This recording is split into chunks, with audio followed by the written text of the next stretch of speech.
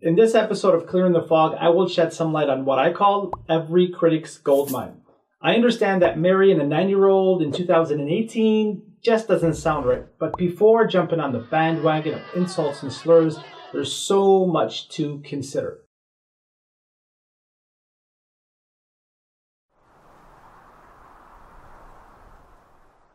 First, let's see how the marriage came about. When his first wife Khadija, 15 years, passed away, a companion by the name of Khawla bint Hakim said to the Prophet, "Will you not marry again?" He replied, "To who?" She said, "To Aisha or Sauda." He said, "Then go on my behalf." She later goes and mentions the Prophet's interest. Upon getting to Aisha's house, she learns that Aisha is already engaged to someone named Jubayr ibn Mut'im. However, the marriage was later called off by the wish of Jubayr's parents out of fear of him embracing Islam. We see here the Prophet did not initiate the proposal, but instead someone else. We also have authentic hadith stating that he saw her in a vision, but doesn't bring it up. In other words, he doesn't say to Aisha's father, "I saw in a vision that I'm to marry your daughter, so just trust me." So it was Khawla bint Hakim who was the one who suggested Aisha as a suitable candidate, knowing very well Aisha's age and the age difference between her and the Prophet, upon whom be peace. So one might ask, what's the father's reaction? See, pseudo-academics insist that the Prophet was flat out wrong for marrying Aisha, upon whom be peace. Had this been true, Abu Bakr, her father, would not remain best friends with him until his death, and he would not succeed him to the throne of Khilafah. The same can be said about his daughter Aisha. See, someone might say, I'm sure she wanted to leave but couldn't. In fact, this option was given to his wives due to a lack of financial means. The Quran relates to us in chapter 33, verse 28, "O Prophet, say to your wives, if you should desire the worldly life and its adornment, then come, I will provide for you and give you a gracious release." The verse can't be more clear. So the question is, how many of his wives left? None. What did his enemies have to say? They slandered him by calling him a liar, a soothsayer, a magician, and a poet, but none of them accused him of the silly antics we hear about today. One story that stands out is during this second year after the migration, Abu Sufyan, a staunch enemy of the Prophet before accepting Islam, is asked a series of questions by the Emperor Heraclius. This would be a golden opportunity for his enemies to silence him once and for all. However, Abu Sufyan makes no mention of the marriage that took place just the year before. So was Prophet Muhammad seeking a specific age group? Let's see. Khadija was 40 when he married her. Sauda was 66. Aisha was 9. Hafsa was 21. Zainab bin Khuzaymah was 30. Salama was 27. Zainab bin Jahsh was 38. Juwaydiya was 15. Habiba was 42. Safiya was 17. And at last Maymuna was 27.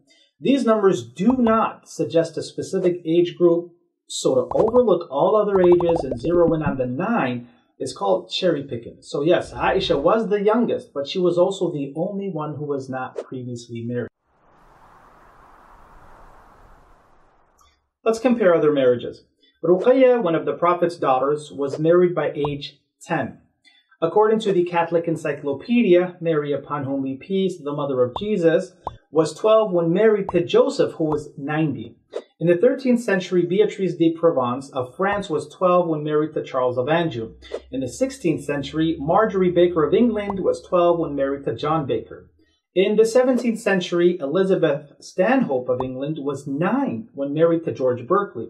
And just in the 19th century, Elizabeth Hayes of the state of Kentucky was also 9 when married to Louis Napier.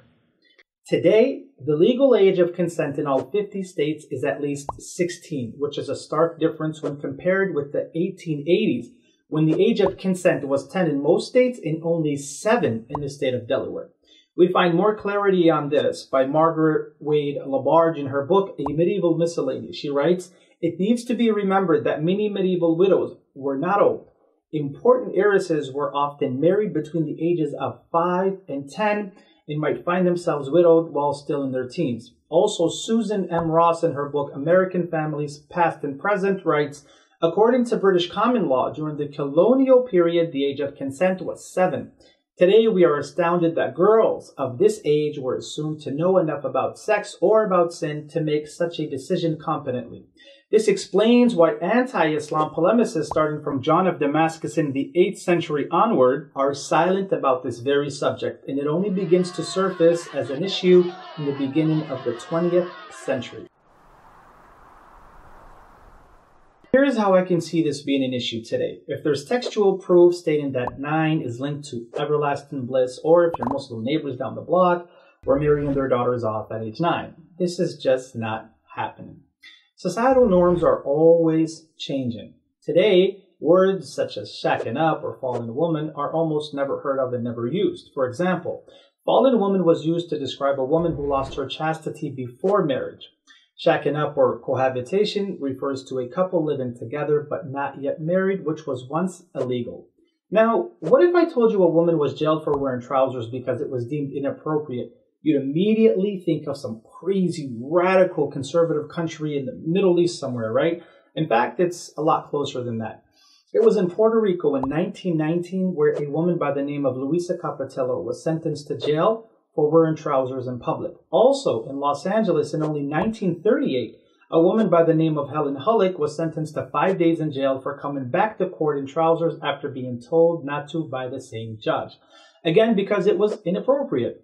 Things were much more different in colonial America when fornication was not socially accepted.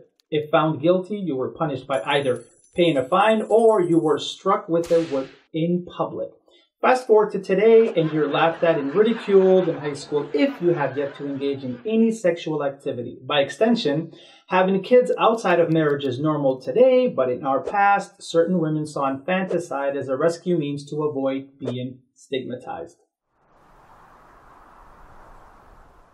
So the question is, why Aisha and what sets her apart? Number one, an early age coupled with an Eidetic memory allowed her to retain the Hadith tradition, and it's for this reason that the bulk of women's laws come to us via Aisha. Number two, she was of the Mukthirin. And this is a title for any companion who narrates more than 1,000 narrations. She is the only woman on this list along with 6 other men. Number 3, of all the women companions, she has the most narrations totaling 2,210 compared to Salama at number 2 with 378. Number 4, she was the daughter of his best friend. Number 5, she was a scholar with her own convictions, so much so that it's said that the fourth of Islam is taken from Aisha. So, quick recap. Number 1, the idea of marriage was initiated by someone else and not by the Prophet. Number 2, Aisha was already engaged to Jubayr ibn Mut'im before her marriage. Number 3, his enemies spread all kinds of hate against him but said nothing about this marriage.